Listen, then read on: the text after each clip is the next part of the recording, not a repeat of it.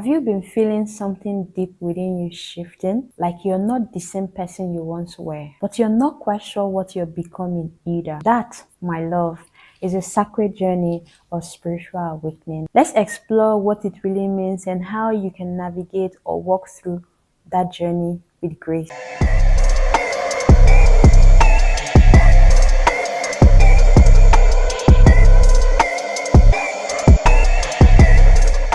My name is Tej, a spiritual guide. I am dedicated to helping you reconnect with your inner wisdom and live a life of purpose. First, I already made a video to explain what spiritual awakening is. I'll link the video here and I'll also put a link in the description to help you confirm if you're actually going through a spiritual awakening. If this is you, you are not going crazy. I remember when I was going through this journey, I used to ask myself, am I sure that I'm not going crazy? No, you're not crazy. You're just waking up. Waking up to divine love. Waking up to truth.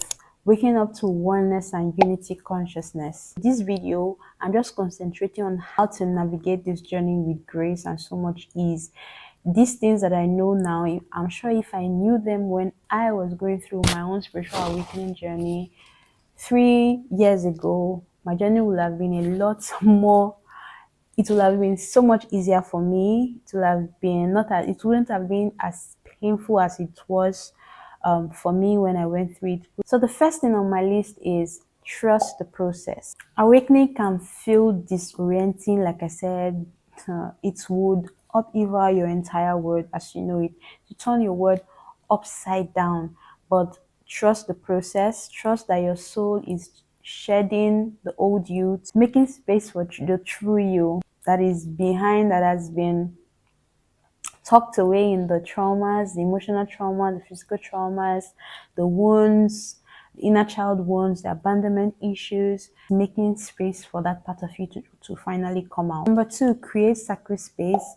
I used to have one corner. This was where I spent time journaling, meditating. If you meditate, meditating, putting down my thoughts, talking to God. It was like my sacred area, my altar where I just commune with God, commune with source. That place felt like my haven at the time. Meditate daily to ground energies, light candles if that speaks to you, just puts you in that zen place of mind. If you find more peace being in nature, like going to the beach, walking barefooted in the garden, spending time in the garden. I think at that time too, I also started a garden. Yeah, do things that actually nourishes your soul, that nourishes your body and your mind. Sit in silence, connect with yourself, connect with your inner self, connect with your higher self. The third tip I have on navigating this journey is journaling. It helps you like put your thoughts together. It also helps you when you've gone through that, able to go back and have this you're able to play back everything that happened, like you have a documentation of everything that happened. I have journals upon journals upon journals. Nobody told me this. I remember then I just had this sense of knowing that I needed to document, I needed to write down everything I was feeling, everything I was hearing, everything I was sensing. So I remember writing these things down, and it has been of immense help to me because most times things happen now, and I remember I saw this, I saw this in maybe in meditation. I wrote it down. I just go back to read what I wrote down. I'm like, oh wow, okay, I get it now. Fourth thing is connect with soul aligned people. One thing that happens with spiritual awakening is that you lose friends. You lose friends. Like once you start vibrating at a higher frequency, those that are not aligned with your frequency will naturally just fall away. You will lose a lot of friends. So ensure to connect with people of like mind, connect with communities that resonate with you. I went through this journey mostly alone. I could not talk to anybody. I could not tell people. There was nobody I could tell because I felt like they would not understand, or they would tame me they would think I was going crazy. So I think I couldn't even articulate what I was going through. being in a community of people that are like-minded, that are going through the same journey, that some are already ahead of you where you are, and they're able to guide you through it. It makes the journey a lot easier. I'm sure if I had that, it would have been a lot easier for me. This is the reason why I'm choosing to build a community. I'm choosing to build a community to support people. If you feel this resonates with you in any way, please, why don't you stick around by subscribing to my channel? I share content on spiritual awakening, emotional healing, inner child work, yeah, personal development, self-development, twin flame, all that. It's soul led. It's real. It's real. Like, I come out here and be real. I use my journey to try to help guide others. The fifth thing is embrace shadow work. You need to embrace doing the work. Really, you need to fold up your sleeve and do the healing work. Like I say in my previous videos, we feel to heal. If you do not feel, you cannot heal what needs to be healed. If there are traumas, if there are maybe abandonment issues, any kind of wound, whatever trauma that you need to deal with, avoiding it will not make it go away. The best thing to do is actually open up the wound so it can be treated. So yeah, that's what we do. What shadow work is all about is actually healing, doing the work to heal those wounds. And then please don't rush the process. Take your time. Like I said, I've been dealing with this for a couple of years now. So number 6 is use spiritual tools. Whatever you feel called to use. Could be oracle cards, it could be breath work, meditation, yoga, astrology, whatever it is that supports your growth. It's okay. Your journey is peculiar to you. Yes, I know we might have similarities in our journeys, but your journey is your journey. No two people can have this exact same journeys, right? So, yeah, whatever resonates with you, please do that. Number 7 is call your soul guides and your community. Most times going through the journey, we always feel like we're alone. We're not alone. Me, I'm still learning to communicate with my guides, my spirit guides. I had communities that I belonged to that really, really assisted me, that really helped me in the journey. I'm creating one here, so I'm very open to serve whichever way you need me. Join communities that resonates with you.